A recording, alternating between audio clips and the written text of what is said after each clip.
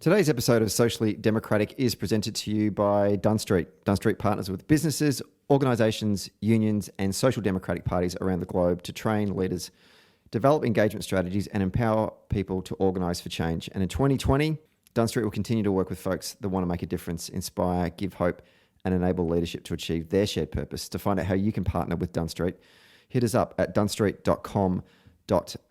Hello and welcome to I will call this a special episode of Socially Democratic because I feel like we've sort of come to the end of a bit of a journey. Today is our last US presidential election campaign podcast before Election Day next Tuesday in the States. And we did our very first podcast back in June 2019, and because of what 2020 has been like, that literally feels like a decade ago. And we've done a whole heap of podcasts over that time period with a bunch of amazing guests from the United States to come on and break down the Democratic primaries and their colour and movement of just US politics in general, and then obviously focusing in on the presidential campaign and all the other elections that will be taking place come the first Tuesday in November. A mainstay of that has been Sam Scheidman, who you all know and has done, I think, like 10 or 12 podcasts on the US campaign with me, and Katie Connolly, who I had on maybe a month ago to talk about her own campaign experiences, because she's worked on Hillary in 2016, Obama 2012, and Mayor Pete's primary campaign for this year. So both Sam and Katie are going to join us for today's final US presidential election breakdown. And it's a whopper of a podcast, and we're going to start to dive into a whole bunch of particular states and get their insights into what we can get ready for, essentially, on election day. I'm very nervous about this, not the actual podcast, but just, the election in general. And I feel the weight of, not responsibility, but the weight of this journey coming to a conclusion. So anyway, I'm excited about today's podcast, and I'm looking forward to talking to both Sam and Katie. Don't forget to subscribe to Socially Democratic on Apple Podcasts, Spotify, Amazon, Stitcher. And if you're an Apple Podcast user, please leave us a rating and give us a review. And don't forget to follow Dunn Street on Facebook, Twitter, Instagram, and LinkedIn. And today's episode was produced by Rebecca Connell. So here we go. Let's get to our final US presidential election campaign podcast for 2020.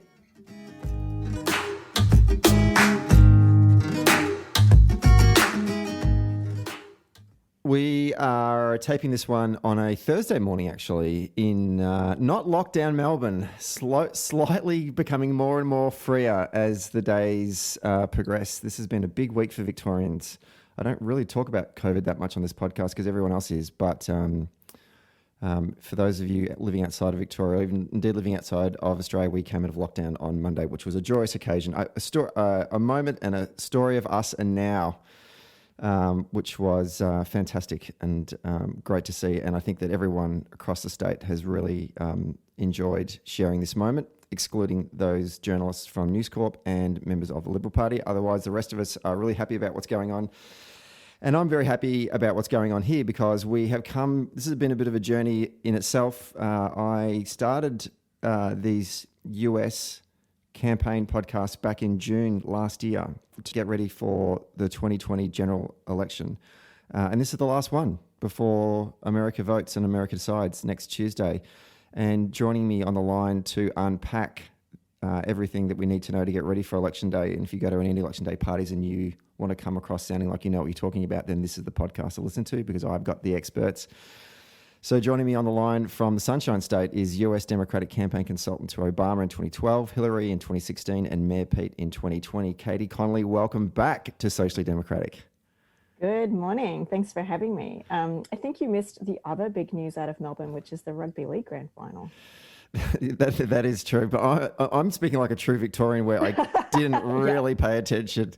Yeah, nobody cares. But I'm a Queenslander, so that matters to me. Indeed. Well, I did hear something about some guy called Phil Good, who apparently is very biased in his colour commentary, and that was getting everyone pissed off on Twitter. That did sort of seep into my world. That's all I know. Didn't something happen with the AFL grand final?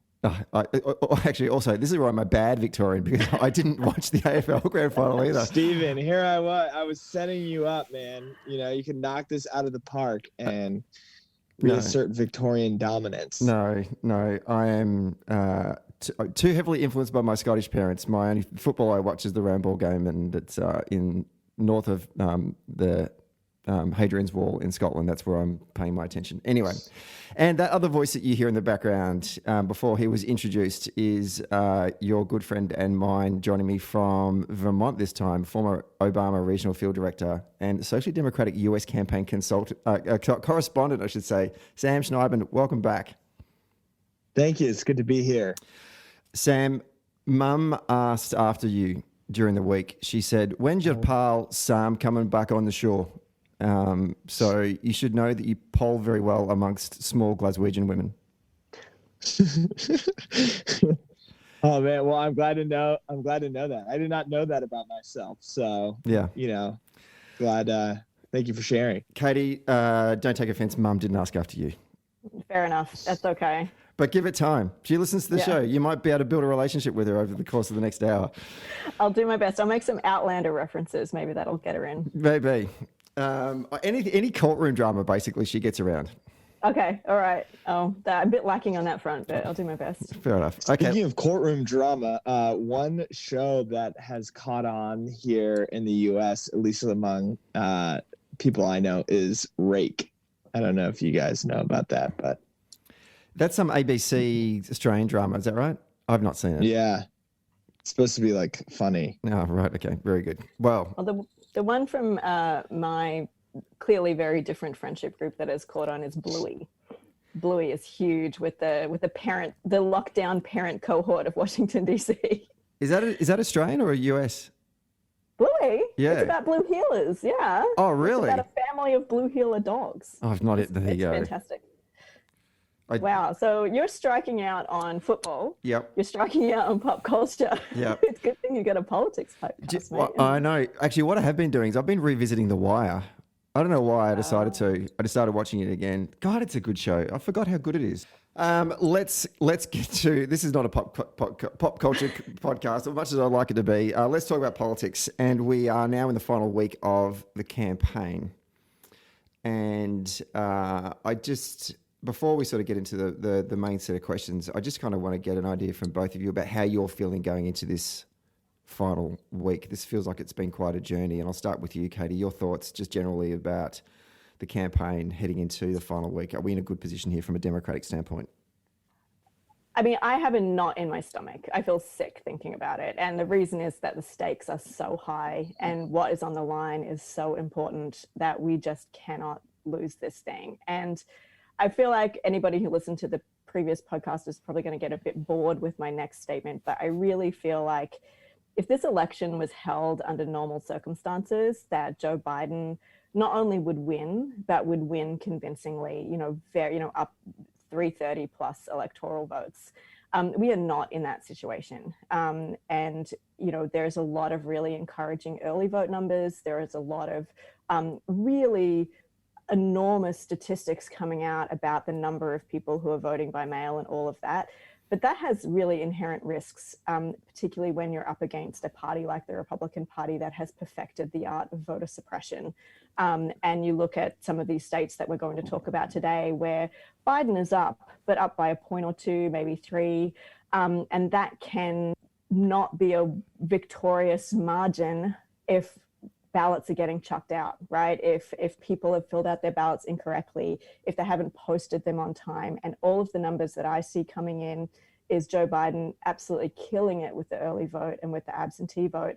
But the thing that I worry about is those votes getting counted, those votes, not being tossed out for, reasons of spurious irregularities. And in states like Georgia and Florida and North Carolina, Wisconsin, you have very organized Republican efforts to disenfranchise voters. We now have a Supreme Court. There are various statements out today from several of the justices indicating the degree to which they are comfortable with rejecting votes received late in the piece, counted late in the piece. So I feel really anxious and really scared, not about the strength of the campaign and not about the strength of the candidate, but about the strength of the institutions of democracy and them holding up in the United States in the face of what has been a decades-long assault that has been essentially perfected in the last few years by particularly Republican statewide office holders, but even by, the President of the United States, sending out misinformation. So bit of a long answer, but that's why I'm excited and I hope it goes the way I think it can and should go, but there is so much unknown right now. Yeah, it feels like there are two campaigns here. There is the traditional campaign, and then there's a campaign that's going to be waged in all the various levels of the judiciary, all the way up to the Supreme Court for a number of days and maybe weeks after. It feels like 2000 can happen all over again, but on a grander scale. Sam, what's your thoughts going into the final week? Well, I'm not sure how much I can add on to Katie's eloquent answer there, but I agree with her. I am very nervous about what is going to transpire.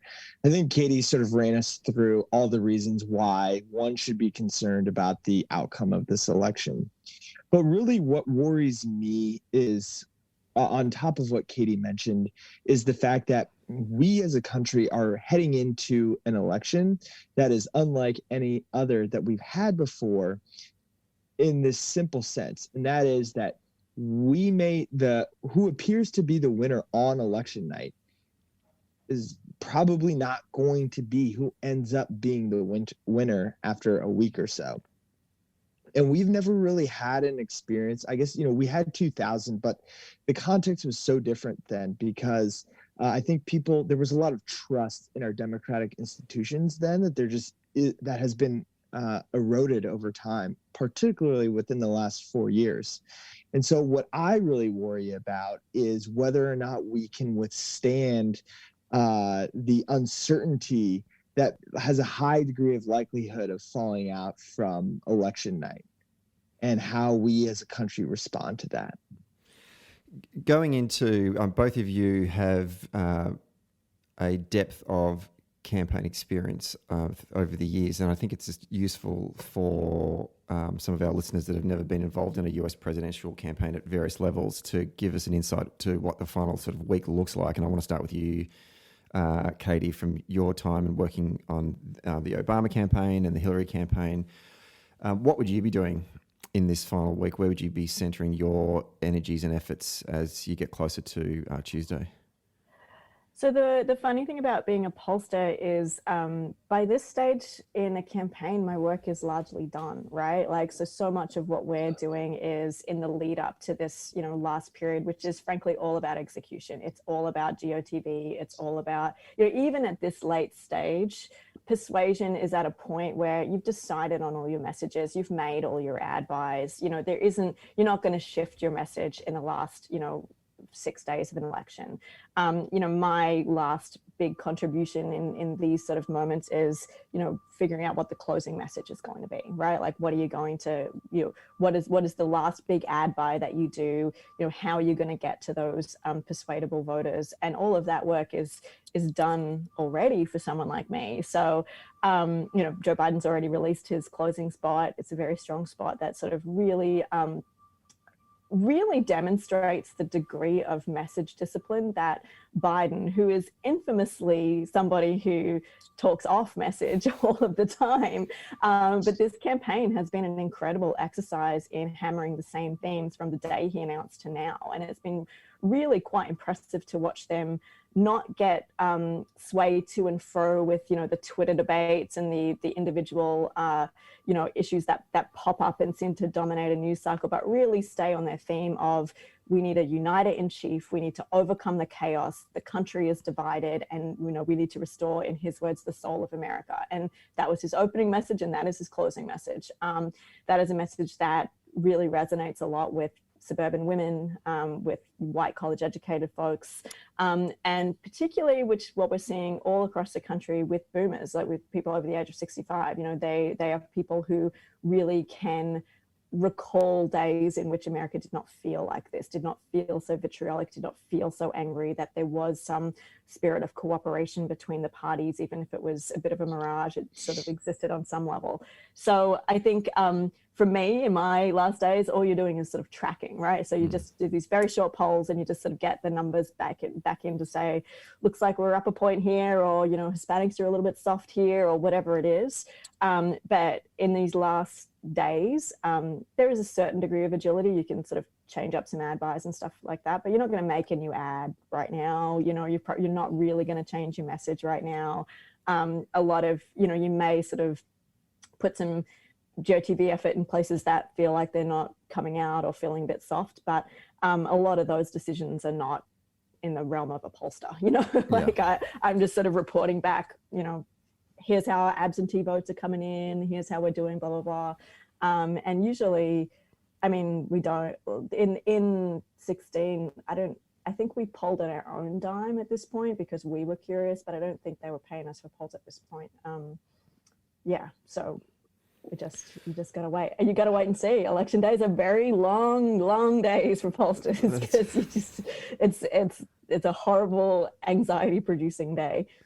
White knuckle ride all the way to close of polls. And you mentioned GOTV, so that's a nice segue to then talk to Sam, because that's your background from an organising standpoint. You were the regional field director for Obama in 2012 in the battleground state of Nevada.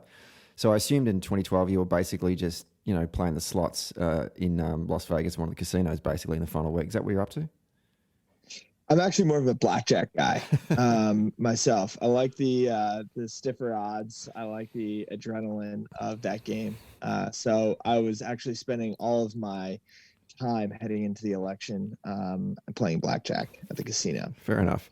So this time around, with the money that we were saving from not running any polls or ad buys. Looking at the Get Out the Vote program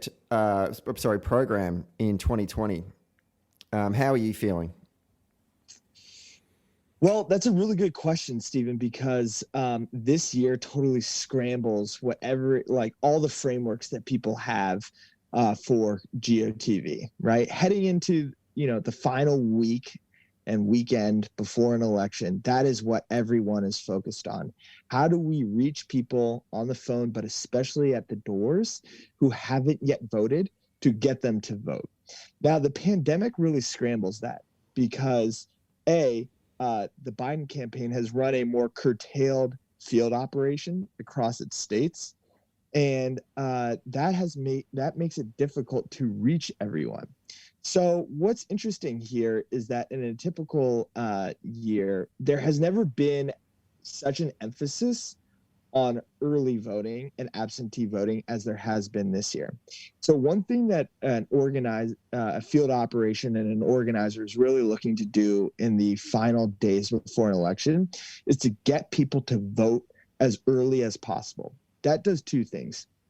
Number one is that means you have less and less people that you've identified as your supporters or likely to support you that you need to turn out on election day, and the closer you get to it. The second thing that does is it allows you to build this narrative of momentum that your race is the winning race.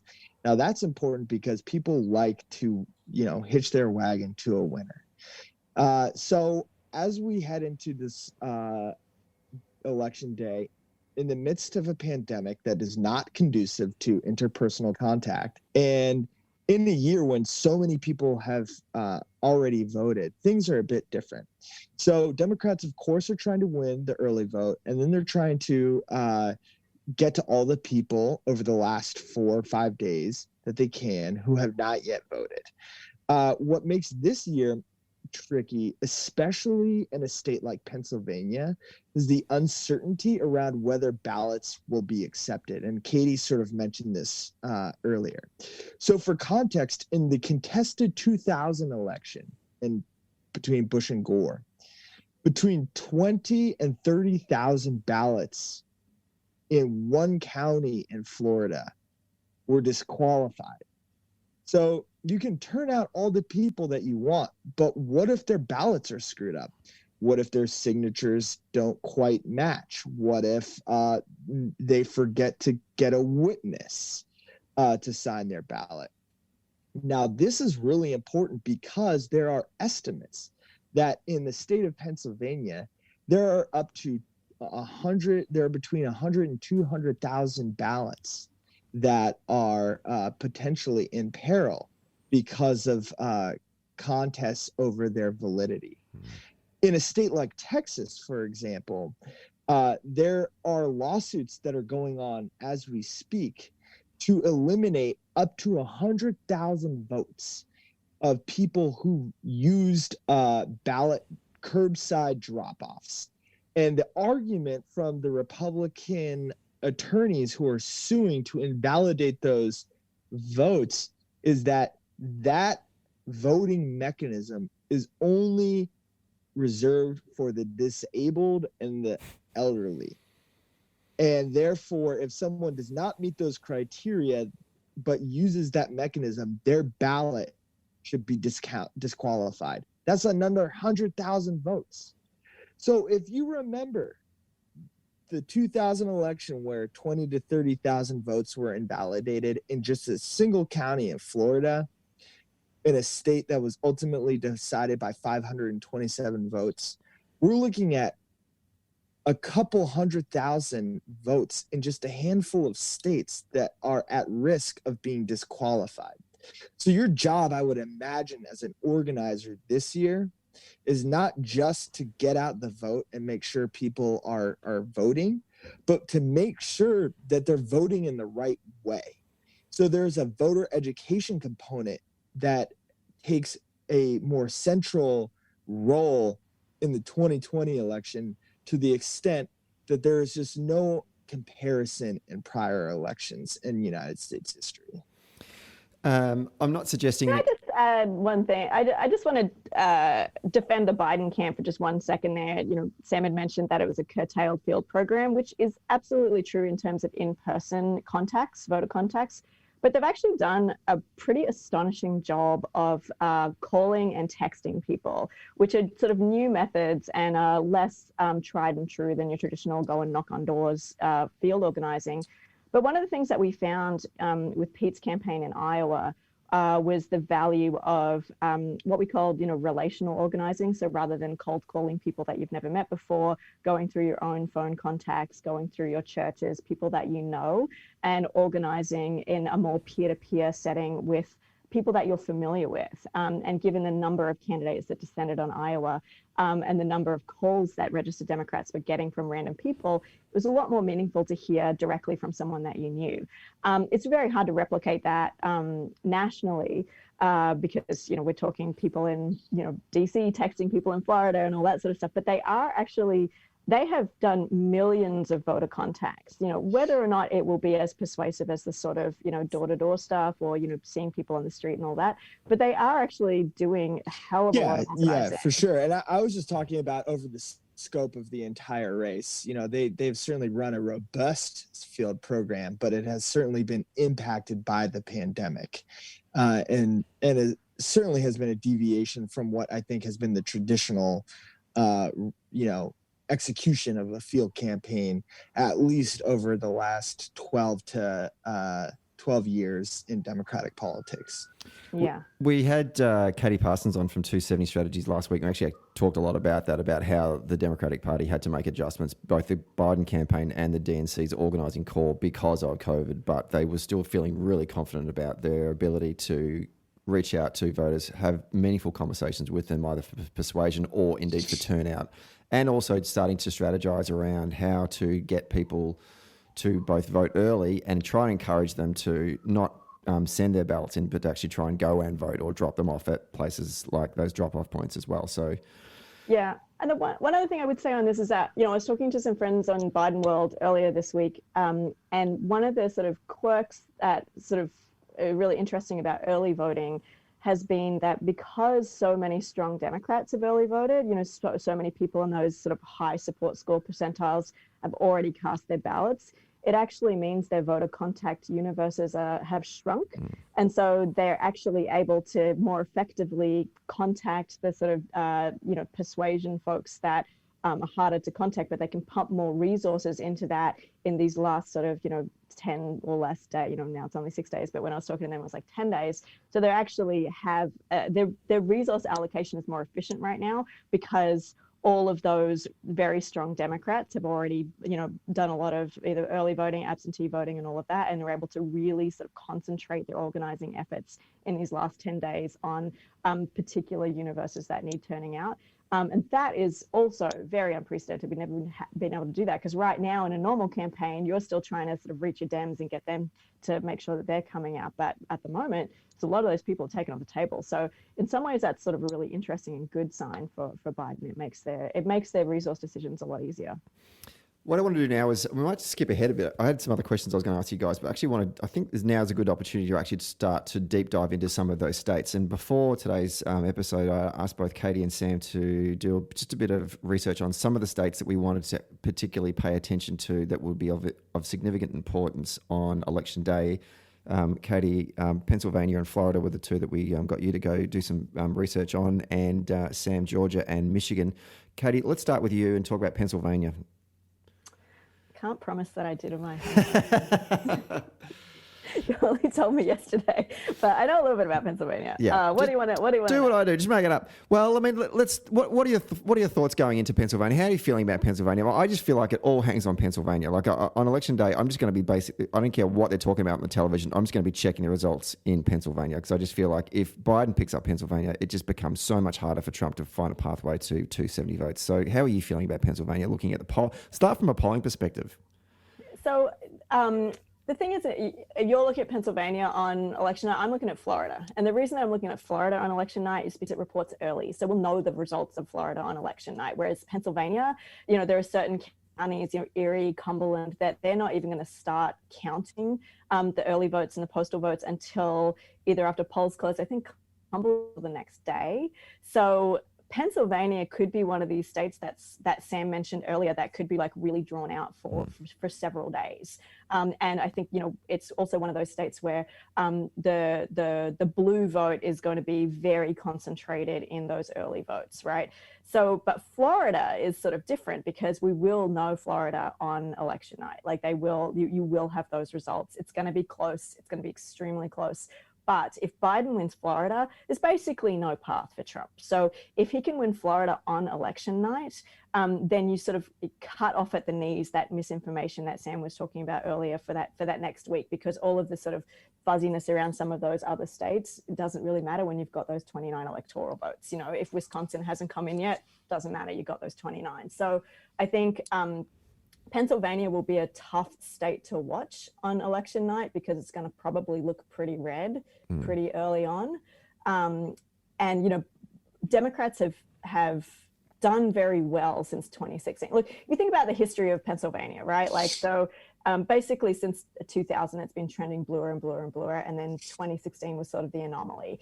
And Hillary Clinton lost by about 40,000 votes. There are about 200,000 Green and Libertarian Party votes, those Johnson and Stein voters. So those were really determinative in Pennsylvania, right? So if those third party voters, which most of them would have gone to Hillary, had gone to Hillary, she would have won Pennsylvania. And I think Pennsylvania has certainly become more active on the left since then. You've still got those very red parts of Pennsylvania in between the major cities. But you think about, Connor Lamb running for the House of Representatives in a pretty red district in 2017 and winning that.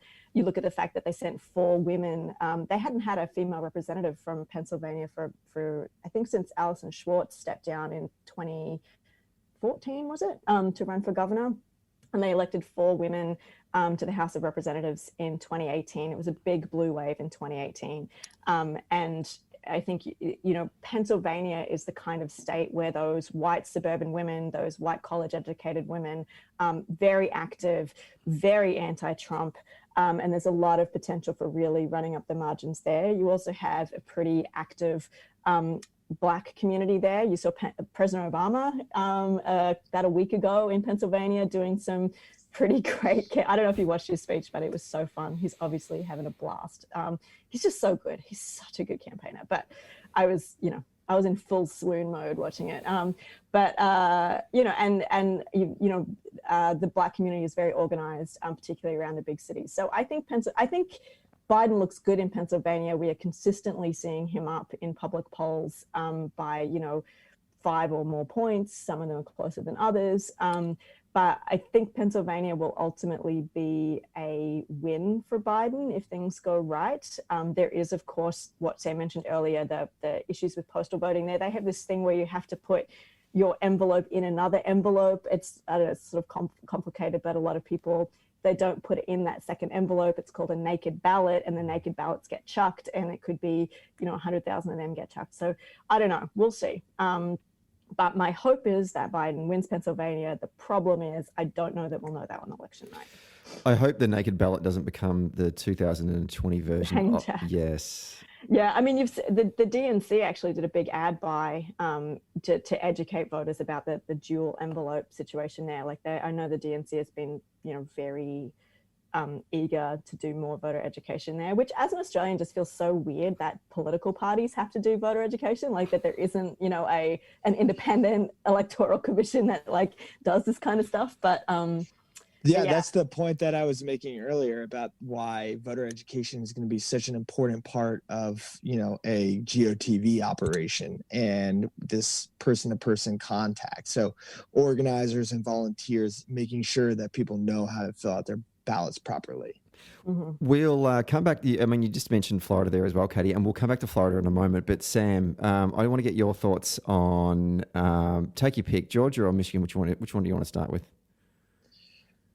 Well, why don't we start with Michigan? Do it. The Wolverine state. How are you feeling about Michigan? State. Well, I think the prospects in Michigan appear sanguine for Joe Biden, and that's for a couple reasons.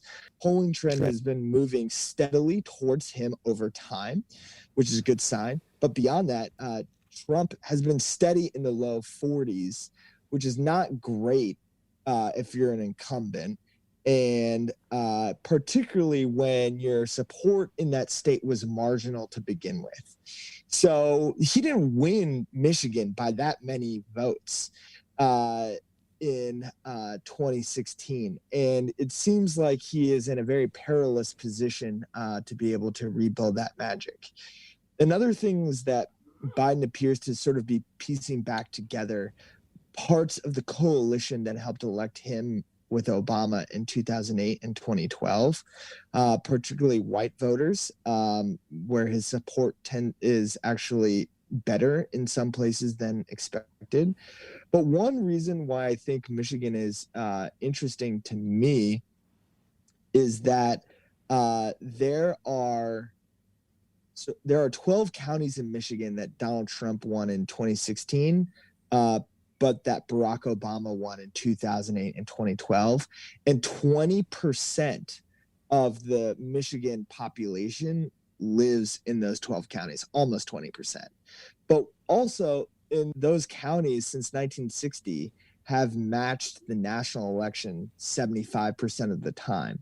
So, it's going to be a closely fought race. But if I'm the Biden campaign, I'm feeling good about what is happening there. Yeah, one thing I saw about Michigan that I thought was really interesting, in the loss was really narrow in 2016, and there was a lot of sort of media commentary about depressed turnout among Black voters, which is true. But the other group of people that had depressed turnout in 2016 was 18 to 29-year-old voters.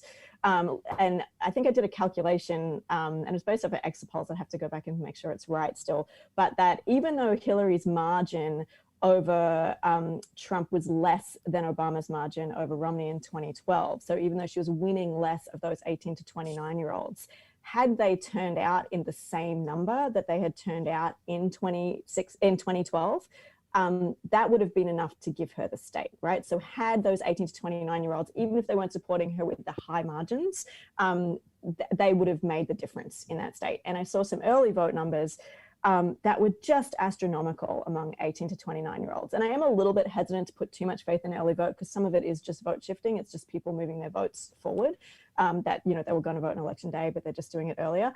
But it was... I have to find it. There's been like 10 times what? Yeah, there's 10 been times 120% increase. Yeah, from 120% increase of 18 to 29-year-olds voting in the state of Michigan in 2020. At this point, still 6 days before the election, from where they were in 2016.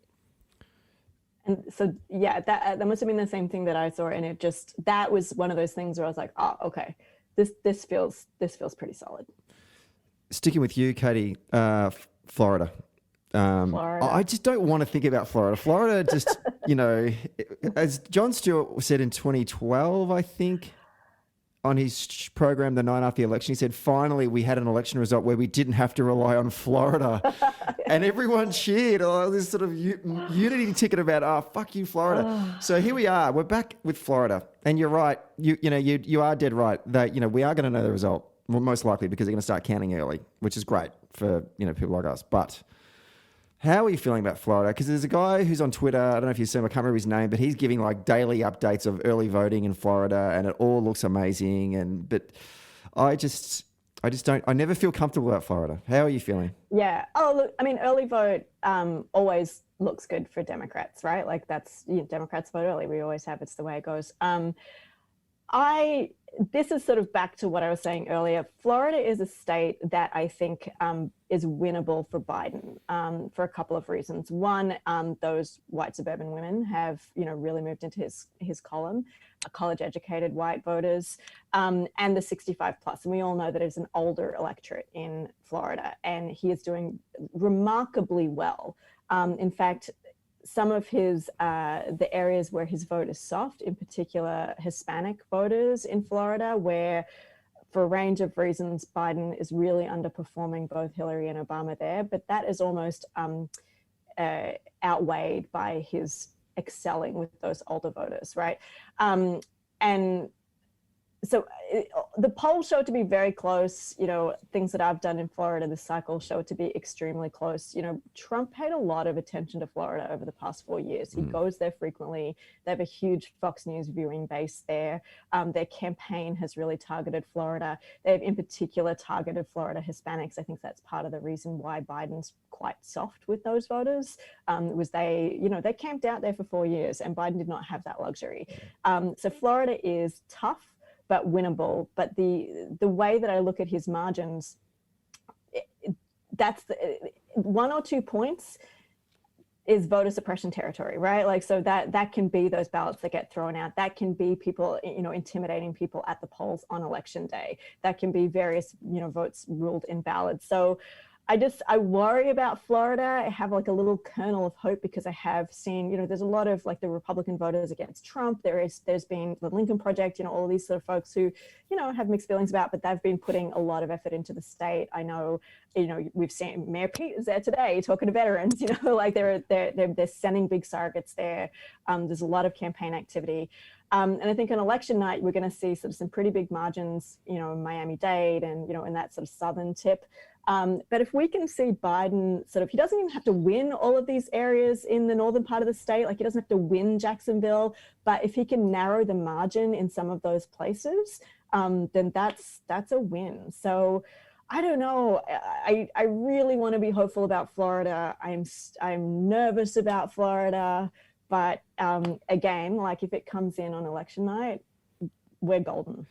There was reports yesterday that the TV ad buy in Florida for Trump, he's run out of money. in his own campaign, and he said to the RNC, "You need to pay for the rest of the ad buy." Is that what are we reading to that? Are we? This isn't like McCain in 2008, where they just stopped putting money into Michigan completely because it was now off the table, or is this just we're prioritizing money because we just don't have what? I mean, honestly, their finances are a complete mystery. I have no idea what they did. They raised $1 billion it's insane amounts of money. I have the idea that they're out of money is insane. It doesn't make any sense. I don't know what they blew it on, but they clearly prioritize. They're going to prioritize Florida because it matters to everybody, and it is crucial to his path. It is critical to his path. We can get to the presidency without Florida. He cannot. So that's why it's really important. I think that's why you're seeing him sort of begging for folks to spend on his behalf there. Sam, are you going to jump in there? The Trump campaign's finances are going to be one of the enduring stories of his corruption and of the corruption of people around him. And this is an aside, but his campaign manager is now under investigation for embezzling between $40 and $70 million of the $1 billion that was raised by the Trump campaign. They have pulled out of Florida, making investments because they're out of cash. That cash was spent really badly. You know what it reminds me of? You know how like you watch those ESPN 30 for 30 docs about, those like big time athletes who go broke, and you're like, how could they go broke? They had the Nike endorsement, they had the mega contract, and they were just like, spending all their money, the most like buying white tigers and shit like that. That's pretty much what the Trump campaign has been doing. Sticking with you, Sam, Georgia. How are you feeling about Georgia? Georgia is interesting because I think that when we talk about the expansion of the playing field for Democrats, a lot of people like to talk about, the importance of demographics. And as the country becomes more diverse, Democrats should be making inroads in states that traditionally have been seen as Republican. Georgia is probably what comes top of mind when people have that conversation. However, the story of Georgia is voter suppression. So the most useful way to look at Georgia is to compare what's happening in 2020 with what happened in the race for governor of 2018, where the outcome ended up being around 1% between the Republican who won, Brian Kemp, and Stacey Abrams, who is well known and well loved. But that doesn't tell the whole story. There were so many disenfranchised voters in Georgia, especially Black voters, who were disenfranchised for a number of reasons, but especially long polling lines and faulty polling machines. So the story that I think we should all be thinking about in Georgia is voter suppression, and how does that impact the margin? I think Katie brought this up earlier. If the margin is within 1 to 2%, we're looking at a voter suppression victory for Trump and Republicans. So that will be especially interesting to me. But you've seen Biden travel there within the last week or so. And really, I think what the Biden's campaign calculus is, look, they don't need to win Georgia to win 270 electoral votes and get to the White House. Georgia isn't even probably high up in their contingency plan states, by high up, I mean the top one. But I think why Georgia really matters is down ballot, especially the Senate. There are 2 open Senate seats that are in Georgia, one belonging to an exceptionally disliked Republican named Kelly Loeffler, who was never voted into the Senate, was appointed by the governor, who won that election under dubious circumstances in 2018. And then sort of your run-of-the-mill white man who's not very charismatic is running in the other race in Georgia. And I think Democrats really if they're going to win the Senate this year, really sort of think that they need to win one of those two races. And so I think that's why you see the Biden campaign really investing heavily in there. Yeah, I agree with that. And one thing I would add to that, though, is that I think within the DNC and within Democratic Party circles more generally, there has been a bit of a shift in the past sort of, 6 to 8 years where people are really now thinking about generational investments and long-term power building and long-term infrastructure building. And Georgia is one of those places, right? So even if it is not a win this year, I think what a lot of this investment is doing is setting up the infrastructure and setting up the activists and the sort of party machine there to actually make Georgia competitive over the long term. And I think, it's a harder thing to, it can still be heartbreak on election night, and it's harder to take that long-term view. But Georgia is a really interesting state. It has a lot of internal migration growth. People moving to Georgia, the Atlanta area, the Atlanta suburbs is a really high growth area for people of color, for young people. So the story of Georgia long-term could be really interesting for Democrats, even if we don't quite make it this time. There was the James Carville podcast, an episode that I listened to. I don't even know how long ago it was because this lockdown's been quite a blur, but I think it might have been in the middle of the year. And he and Paul Begala were talking about two particular counties, one in Georgia and one in Texas, and we'll talk about Texas in a moment. Gwinnett County in the suburbs of Atlanta, and they were talking about that as not necessarily a bellwether county that would predict the outcome of the state, but certainly they said to look at that county as a microcosm of where Georgia is heading.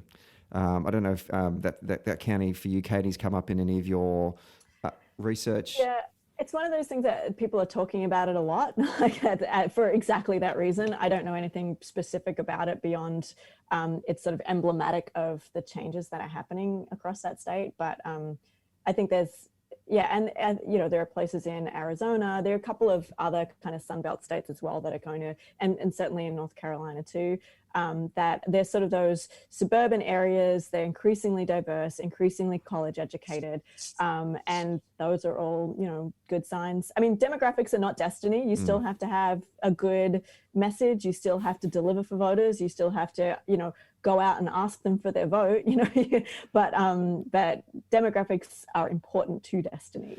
I'll say that. They are. And that's an incredibly good point as well, because I used to hate it in campaigns where you'd be around those strategic tables, and there'd always be the person that would come in there and say, well, the demographics of this state or this battleground seat, marginal seat, don't look good for us, so let's not campaign there. Yeah. Or indeed they do look good for us, therefore by virtue of the fact that they're good demographics, we will win that seat. And I'll go, well, hang on a minute, we actually need to go talk to those people. We actually need to run a campaign. It's not just like Monopoly board, I'll buy that, and that'll be ours. No, you actually need to go out and talk to voters. So I do I want to lift up that point you just made there. That is so crucial. People forget about that bit. Oh, we're going to go campaign to them and try and convince them to vote for us. I mean, if 2016 didn't convince people that demographics are not destiny, nothing will. Indeed. But let's throw in Texas now, and I want to get thoughts from both of you on this one. I did leave it off the table originally when we were going to talk about it because I guess I'm projecting my own thoughts about the state. We'd all love to win Texas. It would just completely, change the way that electoral politics works in the United States. But I personally feel, particularly after that last New York Times Siena College poll, I just thought, no, it's just still a little bit too far away. Clearly coming on the table where we want to campaign, and I think that's, and talking to that point you said before about Katie, about, where the party is looking to in the future. However, everyone probably who listens to this podcast wants to get your thoughts on Texas. So, Sam, you've done a bit of research. First of all, I'll go to you first, and then Katie, I want to get your follow-up thoughts on Texas, but starting with you, Sam. Well, yeah, so Texas is interesting because looking back at 2018, Texas was famous for obviously the Beto O'Rourke versus Ted Cruz race, right? One of the things that was interesting is that Ted Cruz was deeply unpopular within the state of Texas, and that really dragged him down. The polling there was neck and neck heading into Election Day and ended up being around a 2% victory for Ted Cruz, which if you're a Republican in the state of Texas, I think that really raised a red flag for you, because what that says is there's something at play here where Texas is now a place where we're going to have to pour in resources and compete for. Now, if a Republican has to compete in Texas, that means they've got less resources to spend in other really important states in their path to electoral college victory, like a Florida or like a Pennsylvania, and like a Georgia that we've discussed earlier. One of the things that's interesting about Texas, which makes it a little bit idiosyncratic and tough to pin down, is that the Latino vote and support for Joe Biden within the Latino community is more at play here than it was in past elections. And I think we're really going to see whether or not Trump has been able to make inroads within that community. And there is polling to suggest that Trump has made inroads with especially young black men and Latino voters overall. So Texas shares many of the characteristics that you mentioned with Georgia's Gwinnett County. It's got cities like Austin, Dallas, San Antonio, especially, that are growing, becoming more diverse, more college educated. And this means that Democrats are able to compete more there. So while I do not think that Joe Biden is going to win in Texas, what I do think is that his ability to compete in Texas is going to be able to make a difference for Democrats down the ballot. And the fact that he is able to compete in Texas means that the Trump campaign are in trouble there. I think one of the things that I'm most interested to see is how does the Senate race turn out there between a lesser known candidate in MJ Hagar, who's definitely does not have the same recognition and star power that Beto O'Rourke did, but also how does John Cornyn fare?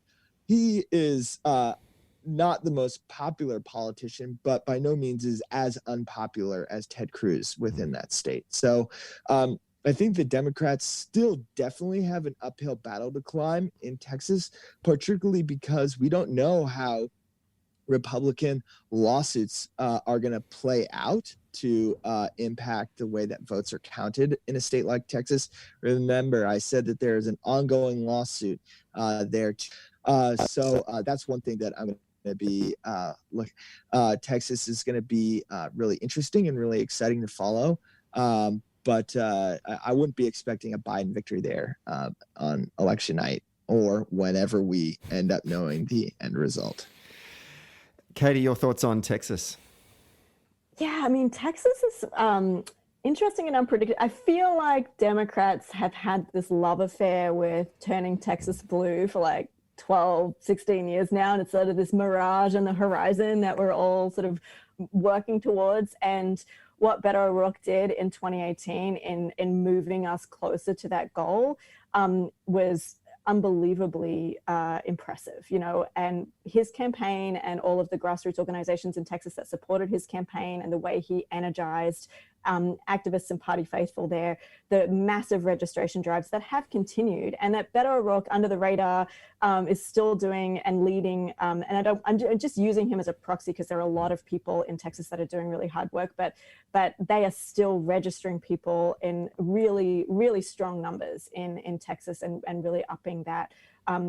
Because Texas has always had really low turnout. Like that's one of the other things about Texas. It's historic voter disenfranchisement, but turnout has always been low in Texas. And what we're looking at this time around is historic turnout in Texas. So some of those counties around Austin, which is basically a very blue city these days, have already, in early vote, have already surpassed the total 2016 vote. Like these are just bonkers numbers coming out of Texas. So, the number of people voting is huge. 2018, just, Sam mentioned the down ballot stuff, but some of these House races are also really important and really competitive. And you saw two of them flip, at least two, I don't know if it's more than two, at least two flip in 2018. You've got Colin Allred flipping that district. Some really good candidates there. So we could have an increasing number of House members that are Democrats from Texas. And this the turnout thing is really hard to game out, because of all the suppression that we keep mentioning, and it's unclear, whether or not it's Democrats that are pulling all these new people to the polls. Certainly plenty of Trump party faithful, and certainly, what we're seeing is some of those drop-off voters that didn't vote in 2018 coming back to cast their ballots for Trump again, obviously. But there's some energy in Texas. Like it's astonishing. And they haven't seen, the Biden campaign hasn't invested heavily in Texas. And I think that is a wise move from a resource perspective and just how hard it will be to win there. But all of these incremental gains are just so important, especially if we can, flip some local seats as well as sort of House of Representatives seats, just it's exciting. I'm fascinated to watch Texas. I'm not super hopeful that Biden will pull it out. I'm not super hopeful that MJ Hager will either. But I do think the vote totals are going to be eye-popping, and the result will be interesting. Even if he makes it close, that's historic. So anyway, Beto lost by, I think, 200,000 votes, right? And we're already seeing in excess of that in terms of the trajectory for the number of people voting. So yeah, the new number could surprise us all. Absolutely. I guess it is the only hope I do hang on that, apart from that most recent poll, is that, as the point you said, that the amount of what appears to be new voters turning out to vote in Texas, in a state that has obviously been a red state, and a lot of people just probably didn't bother voting because they just didn't think they were going to make a difference. So now I suddenly realise, we have a whiff here. Yeah. And one of the other groups that we don't really talk a lot about, because they have historically been small, but we're seeing increasing numbers in California, Nevada, Texas, is Asian American and Pacific Islander voters. Like, they've historically been 2-3%, but the numbers that are registering and turning out are 5-6% this time that we're seeing in some of these early numbers. And when you're talking like very thin margins, that can really make a difference, right? And activating the AAPI community, particularly in a place like Nevada, could be the difference between a win and a loss. And they're not historically loyal Democrats, but they are a community that has been targeted heavily by Trump's sort of racism and immigration policies, and particularly with the way he's treated the coronavirus and the way he's sort of targeted people of Asian descent in his response to that. So we could be seeing some new groups activated this time around that maybe Democrats are going to have to work to make them loyal Democrats over the longer term, but maybe turning out to reject Trump. Fort Bend County, which is a county in the suburbs of Houston, I think off the top of my head, was another one that they spoke about. You can correct me if I'm wrong there, Katie. But it's actually where Paul Begala is from, and he talked about how much that county has changed so much. I think Tom DeLay originally was from that county himself. And it has been a Republican stronghold for a number of years, but in 2016, I think it voted 51-44 Democratic for the first time in multiple generations. And he's sort of looking at that, his hometown or his home county, saying if we continue to make big gains there, and in particular, when he returned home there earlier this year, he said that he went to like a sort of I think it was like one of the local high school kickoff football team kickoffs, and they went to his old college, and he said the diversity on the bleachers is so different to when he was there. He said there's a huge, as you said, Asian American community, huge Vietnamese, particularly Vietnamese American community and Muslim community. And he said that it's a beautiful melting pot. It's probably the fourth most diverse county in America. And his thoughts were that if it continues, if we see more movement there, that can be sort of the future of what Texas could look like if it eventually does turn purple, I guess. Yeah, and you look at the maps of the places like Texas and Georgia, and they look very red with these like blue dots over them. But the blue dots are where the people live, right? So you can look at a map of Texas and it can look drenched in red with like a few different blue strongholds. But that's where the millions and millions of people live. Like you can win the state of Georgia by running up the margin really high within the Atlanta metro area, the greater metro area. And you see that a lot in North Carolina as well, as another state where you see these dots of blue. And they still sort of look red on the map because the rural areas, which are sparsely populated, are heavily Republican and will remain so. But yeah, you can win these states with really, from a Senate or a presidential perspective, you can win them with really strong turnout in the urban and in the suburban areas. So that bodes well. Okay, we've come up to our hour. It's now prediction time. If anyone is bold enough to make a prediction, and I will tell you all that I'm prepared to make a prediction because I'm on the record. In 2016, when we finally arrived in New York after traveling through the Deep South and all the way up through the Carolinas and Virginia and Pennsylvania and doing campaigning there, got into New York and did an interview with an ABC journalist based out of Washington, a radio interview on the steps of St. Patrick's Cathedral on Fifth Avenue. And she said at the end, "Stephen, do you want to make any predictions?" And I said, "Yeah, absolutely." I said, "Hillary is going to absolutely shit it in." How wrong I was. So I don't mind now. I've made an ass of myself on Australian radio, so I'm prepared to do it again. But I'm going to... Stephen, I was a goddamn pollster. How do you think I felt? Well, maybe you were smart enough to keep your counsel just within the campaign. I told everyone. So anyway. Oh, man. So, Katie, that was a rough night. It was. Let's not go. We could do a whole podcast on that. Let's not do that. First of all, Katie, are you prepared to make any predictions? No. Okay. I mean, I'm not gonna predict electoral. I just think there's too much uncertainty. But I have some sort of fairly dire predictions, and one prediction is that even if defeated, we have a long journey to go to defeat Trumpism and all that represents. And I think a loss will make him a martyr in certain communities, and his influence is not going to automatically leave the country. And I think that in the next few years, we need a real reckoning on misinformation and disinformation and the role some of these online communities on Facebook and Twitter and all of that are playing. It is dangerous for democracy. It is dangerous for civility. It is dangerous for our institutions. And even if we win this election, we are not out of the woods on some really problematic and concerning trends for democracy and sort of the institutional foundations of American freedom and liberty, which are concepts that the right has co-opted, but are actually really important concepts for a functioning democracy. So I am very hopeful for Biden, but I think we have a long way to go as a country to overcome some of the damage that has been done in the past 4 years, and even earlier than that, but particularly in the last 4 years. So I think there's a lot of hard work to do. Sam, do you want to give us any predictions? Well, I have quite a few predictions I better give then. So, look, I think that Biden will win. Katie, you're nodding your head there. What do you think? I mean, I know you're not going to go on record, but yeah, I want it so bad. I just think that, look, Trump has such a steep hill to climb to be able to pull this out. And if we are to execute this election as we've executed the vast majority of them in our history, Biden should win.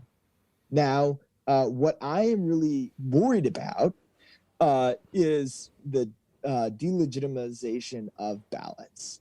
So I'm worried about hundreds of thousands of ballots being discounted in multiple states and how that process plays out in the courts. The reason why I'm particularly worried about how it plays out in the courts is because it gives it a veil of legitimacy. And that veil of legitimacy will be used to buoy and bolster not just Donald Trump, but Republicans in the Senate, particularly, who can shield him and the party from, political blowback and investigation into it. So it's going to be really interesting to see how the court aspect plays out in this. I personally feel good about a Biden win. I'm less optimistic that Democrats will win the Senate in this election. I think, if they have a shot to win the Senate, it's going to be maybe in a runoff in Georgia that happens in January. So we're gonna see what happens there. But that being said, again, even though the Biden campaign is feeling good about where they are, there are so many X factors here at play, especially with how we know this is going to be a contested outcome.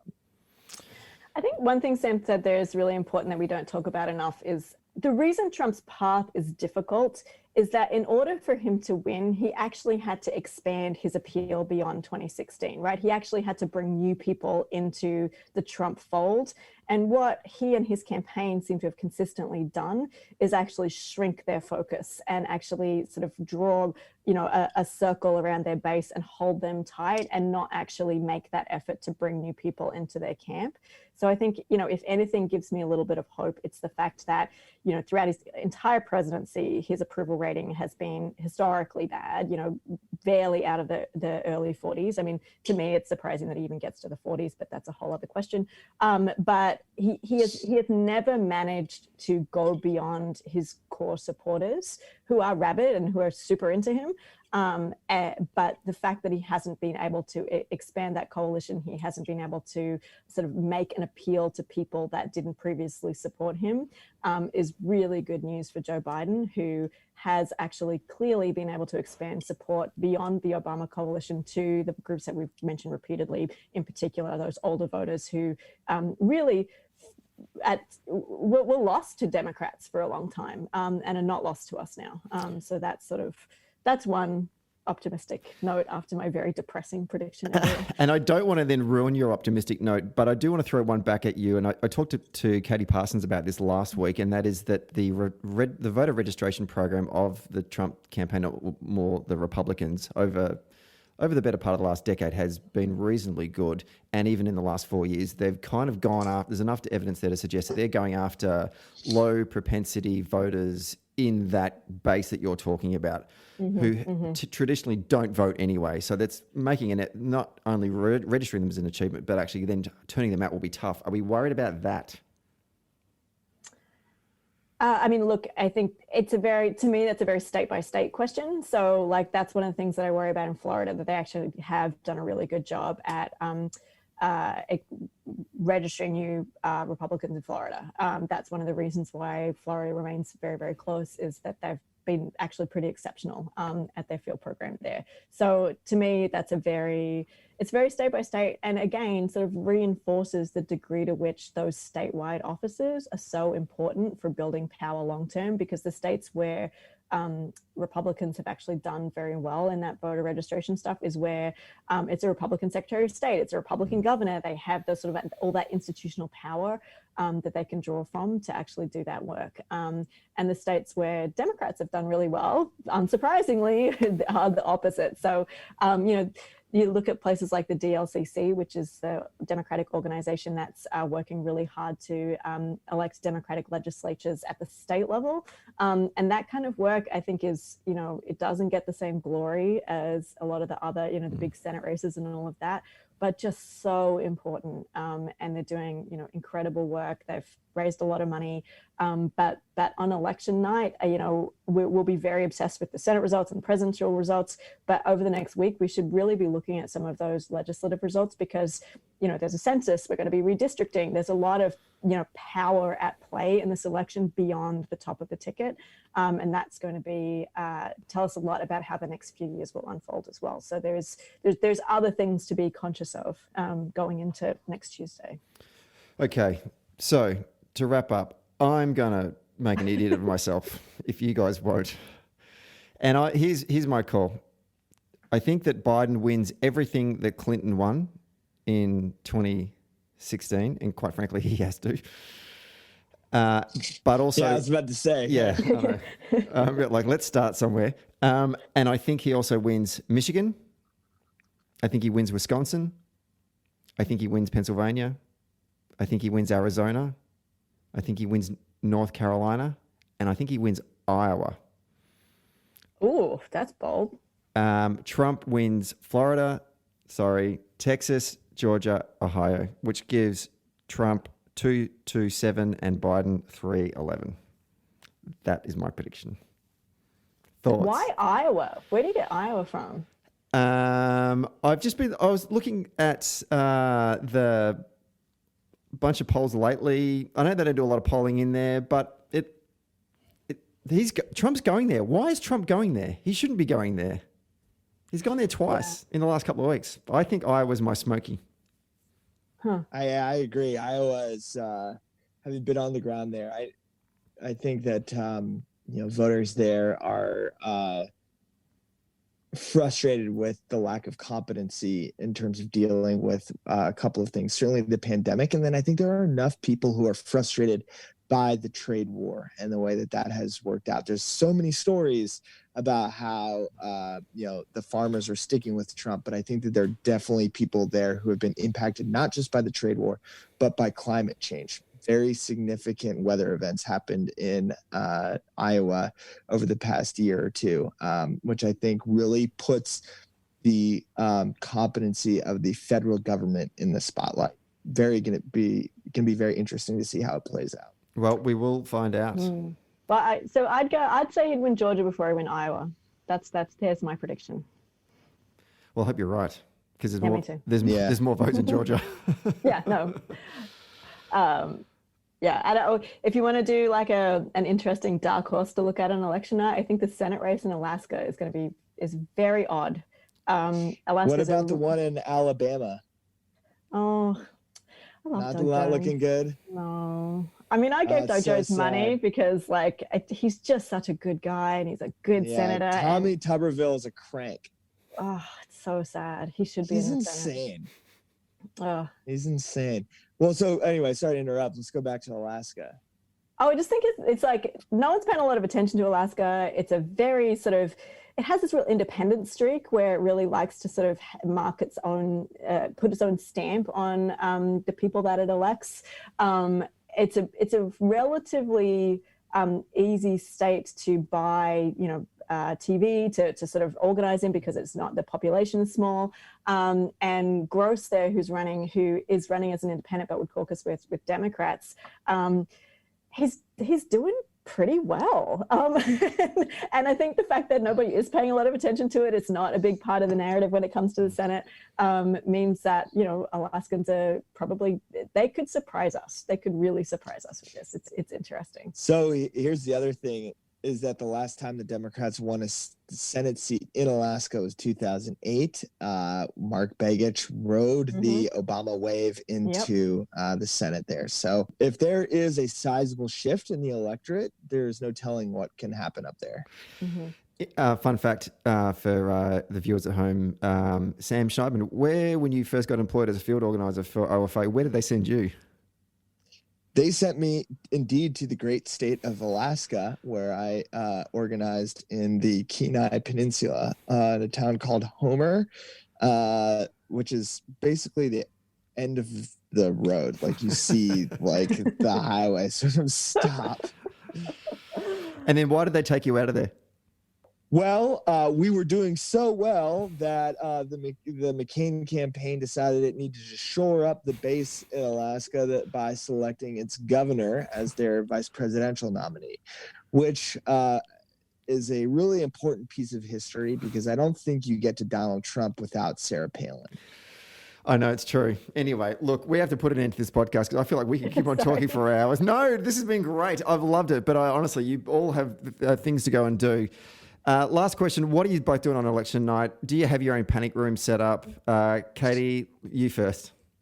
Well, I'm in Brisbane, so it's going to be Wednesday. I'm going to be my parents have Foxtel, so I'll probably be at their house watching CNN.